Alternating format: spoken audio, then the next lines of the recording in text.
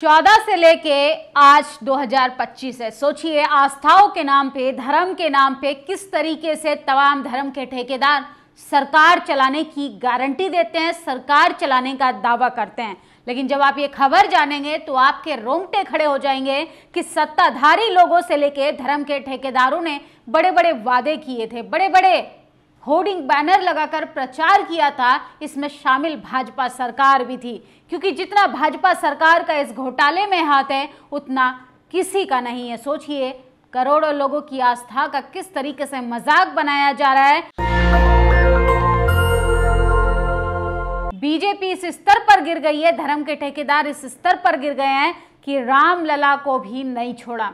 जी हाँ, आपने सही सुना, वही रामलला जिनकी प्राण प्रतिष्ठा की जा रही थी अयोध्या में। अयोध्या नगरी को दुल्हन की तरह सजाने का काम किया था भाजपा सरकार ने। वो अलग बात है कि भाजपा की लोगों को अयोध्या के निवासियों ने खदेड़ने का काम कर दिया। सोचिए किस तरीके से अयोध्या में गरीबों की बस्तियों को उजाड़ दिया गया था, गरीबों के आशियानों पर बुलडोजर चढ़ाकर वहां पर जमीनों को कॉरपोरेट घरानों को दे दिया गया था।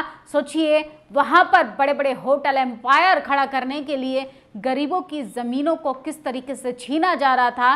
और अब मामला आ गया है कि रामलला के साथ भी बड़ा घोटाला किया है भाजपा सरकार के कुछ धर्म के ठेकेदारों ने मिलके। किस तरीके से अयोध्या राम टेम्पल में प्रसाद को लेकर स्कैम हुआ है, ये कोई छोटा मोटा स्कैम नहीं है, करोड़ों का घोटाला हुआ है। जी हाँ, राम भगवान राम को भी ना बख्शा। अयोध्या के रामलला के नाम पर 3.85 करोड़ रुपए का ऑनलाइन प्रसाद घोटाला, अयोध्या राम टेम्पल प्रसाद स्कैम। तो सोचिए, भाजपा सरकार का फ्रॉड जो है वो सदियों से इतिहास में रहा है। सोचिए, ये कोई भी काम बिना घोटाले के कर ही नहीं सकते। कम से कम प्रभु राम को तो बख्श देते हैं। करोड़ों लोगों की आस्था का मजाक बनाकर अयोध्या में जिस तरीके से राम के नाम पे इन लोगों ने वोट वसूली करने का काम किया, ये बेहद शर्मनाक था। और अब प्रसाद में भी घोटाले की बात सामने आ रही है। भगवान के नाम पर फ्रॉड ही हो तो रहे हैं सदियों से, कभी 51 का, कभी 5100 का,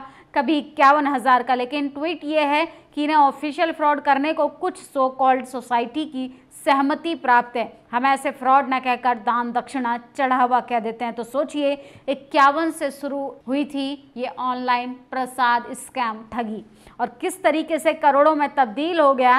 रामलला के नाम पर सबसे बड़ा घोटाला बताया जा रहा है। इस पर तमाम धर्म के ठेकेदार मुंह पर चुप्पी साधे बैठे हैं। अयोध्या में रामलला के नाम पर 3.85 करोड़ रुपए का ऑनलाइन प्रसाद घोटाला। आरोपी आशीष ने वेबसाइट भुगतान गेटवे बनाकर श्रद्धालुओं को ठगा। अयोध्या पुलिस ने आरोपी को गिरफ्तार कर 2.15 करोड़ रुपए की रिकवरी की और पीड़ितों को वापस किया। तो सोचिए, कैसे जनता की आस्था का मजाक बनाया जा रहा है। इस देश में शिक्षा का मजाक बनाया जा रहा है, विकास का मजाक बनाया जा रहा है, महिलाओं की आबरू का मजाक बनाया जा रहा है, और लोगों की आस्था का, धार्मिक आस्था का किस तरीके से तमाम धर्म के ठेकेदार अपना व्यवसाय चलाने का काम कर रहे हैं। असल में ये लोगों को न प्रभु राम से कोई मतलब है, न उनकी आस्था से कोई मतलब है। लोगों की श्रद्धा के साथ किस तरीके का खिलवाड़ हो रहा है, वाकई ये गंभीरता का विषय है। राम मंदिर निर्माण में सरकार का एक भी पैसा नहीं लगा। अयोध्या राम मंदिर निर्माण को लेकर श्री राम जन्मभूमि तीर्थ क्षेत्र निर्माण समिति के अध्यक्ष नृपेंद्र मिश्रा का बड़ा खुलासा। जिस राम मंदिर के नाम पर सत्ता में आए उस पर हकीकत भी जान लीजिए। तो सोचिए, किस तरीके से भाजपा का चाल चरित्र और चेहरा सामने आ गया है। इन्होंने प्रभु राम को भी नहीं छोड़ा। देश के प्रधानमंत्री 2014 से धर्म के नाम पर, कभी मंगलसूत्र पर, मुजरे पर, कभी महिलाओं के मंगलसूत्र के साथ साथ अब तो सिंदूर पर भी आ गए हैं। कल पर्यावरण दिवस था, अपने आवास में पीएम ने सिंदूर का पौधा लगाया था। इस स्तर तक गिर गई है बीजेपी कि लोगों के आस्थाओं के विषयों को भी वो वोट में तब्दील करना चाहती है। पहले पुनर्वास की व्यवस्था करे, फिर झुग्गी हटाए। दिल्ली सरकार द्वारा झुग्गी तोड़ने पर बीएसपी सुप्रीमो मायावती का यह बड़ा बयान आया है। दिल्ली में सरकार द्वारा वर्षों से रह रहे गरीबों मजदूरों के घरों पर बिना पुनर्वास की व्यवस्था किए तोड़े जाना उचित नहीं। सरकार पहले इन्हें पुनर्वास कराए, वहां सभी जरूरी सुविधाएं उपलब्ध कराए, तब जाके उन्हें हटाए, तभी इन गरीब मजदूरों के साथ न्याय होगा। लेकिन सोचिए, जब से भाजपा सरकार देश की राजधानी में सत्ता में आई है तब से गरीबों पर बुलडोजर चल रहा है। 2500 रुपए दे के किस तरीके से लोगों के आशियाने छीनने का काम किया है, यह है भाजपा का असली विकास। तो बीएसपी सुप्रीमो मायावती ने चेतावनी दी है कि पहले इन लोगों को कहीं पर रहने की अच्छी व्यवस्था की जाए, उसके बाद ही इनके घरों पर बुलडोजर चलाने का काम करे भाजपा सरकार। जेएनयू में कुलपति की जगह कुलगुरु के नाम से जाने जाएंगे वाइस चांसलर। कुलपति की जगह कुलगुरु होंगे तो एकलव्य का अंगूठा खतरे में पड़ता जाएगा। राजकुमार राजा बनेंगे, एकलव्य गुमनाम रह जाएंगे। तो शिक्षा का किस तरीके से मजाक बनाया जा रहा है, असल में इन्हें कुछ नहीं है, लोगों के सेंटिमेंट्स के साथ खेलने का काम करना है, लोगों की आस्थाओं का मजाक बनाना है, देश की जनता को कहां पर भावुक करना है, इनको यही काम करना है। इनको शिक्षा से, रोटी से, रोजगार से कोई मतलब नहीं है।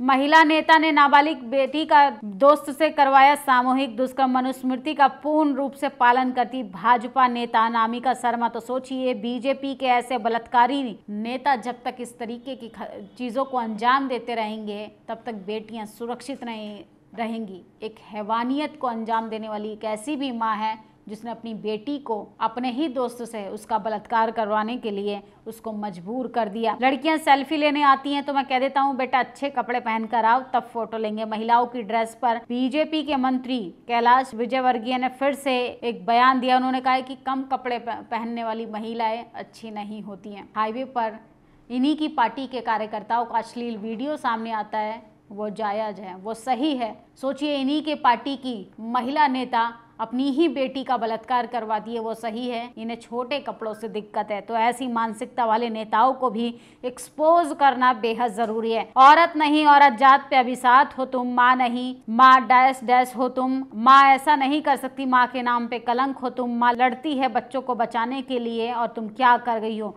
महिला नेता ने नाबालिग बच्ची का दोस्त से करा दिया सामूहिक बलात्कार। ओबीसी जन कल्याण संघ के समर्थन के लिए तहे दिल से धन्यवाद। ग्वालियर हाईकोर्ट खंडपीठ में बाबा साहब की प्रतिमा को लगाने के लिए 11 जून को भीम आर्मी एकता मिशन के तहत वहां पर बड़े प्रदर्शन का ऐलान है। और सोचिए, तमाम बड़ी खबरें थी जो हम आपको बता रहे थे, लेकिन फिलहाल सबसे बड़ा घोटाला तो रामलला के साथ हुआ है। बीजेपी सरकार ने, बीजेपी के साथ शामिल धर्म के ठेकेदारों ने रामलला के नाम पर प्रसाद का जो घोटाला किया है, वे एक चिंता का विषय है कि देश की जनता की आस्था का किस तरीके से मजाक बनाया जा रहा है।